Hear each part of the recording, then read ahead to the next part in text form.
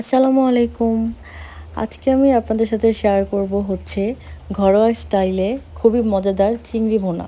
এই চিংড়ি মাছটা আমাদের এলাকাতে অন্য নামে ডাকে, বাট সবাই চিংড়ি মাছ বললেই চিনি, এই জন্য আমি চিংড়ি মাছই বললাম। তো এটা মানে খাইতে তো অনেক মজা, এটা তো প্রায় সবাই পছন্দ করে।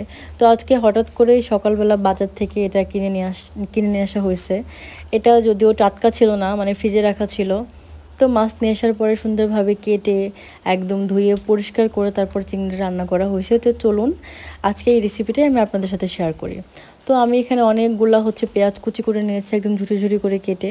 তারপরে এই পেঁয়াজগুলো খুব ভালো মতো করে ভেজে নেব। এটাতে আমি ওরকমভাবে কিছুই না, খুব মানে ঘরোয়া স্টাইলে, যেহেতু আগেই বলে দিয়েছি। তো মানে ঘরে যে মশলাগুলো থাকে আমি সেগুলো দিয়েই রান্না করার ট্রাই করেছি।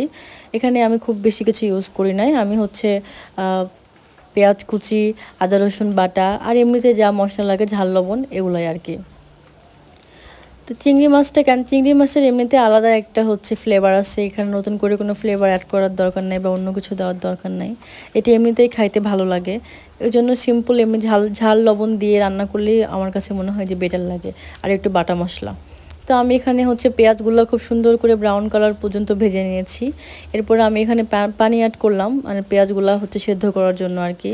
আর প্রথমেই তো দেখেছেন আমি আমার চিংড়ি মাছগুলা ভালোভাবে কেটে ধুয়ে তারপরে একটু হচ্ছে লবণ আর একটু হলুদ দিয়ে হালকা করে ভেজে নিয়েছি। তো চিংড়ি মাছ হচ্ছে খুব বেশি ভাজলে বা খুব বেশি হচ্ছে তাপে রান্না করলে হচ্ছে শক্ত হয়ে যায়, এই জন্য হালকা আছে ভাজাই বেটার। তো আমি ওরকম করে হালকা আছে চিংড়ি মাছটা ভেজে নিয়েছি। চিংড়ি মাছ ভাজা শেষ, আমার পেঁয়াজও মানে কষিয়ে নেওয়া শেষ। আমি এখন এর মধ্যে হচ্ছে সব মশলা অ্যাড করে দিলাম।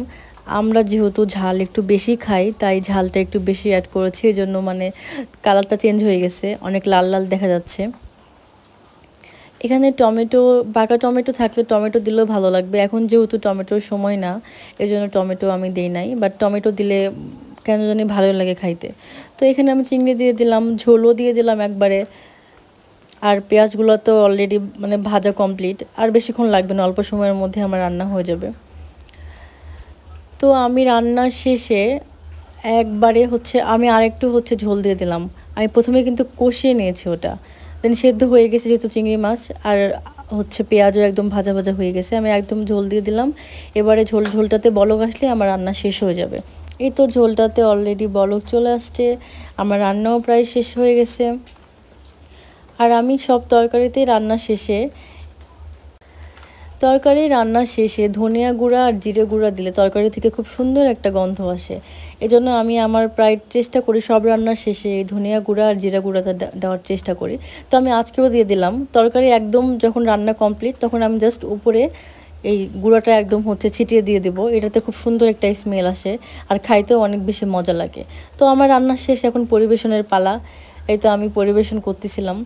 তো এটা খাইতে অনেক বেশি মজা হয়েছে, আর যেহেতু আমরা ঝাল একটু বেশি খাই আর এটাতে অনেক ঝাল ঝাল হয়েছে। তো আপনারাও চাইলে এরকম ঘরোয়া পদ্ধতিতে এই হচ্ছে রেসিপিটা ট্রাই করতে পারেন, সময়ও কম লাগবে আর খাইতেও অনেক বেশি মজা হবে। দেখা হবে নেক্সট ভিডিওতে।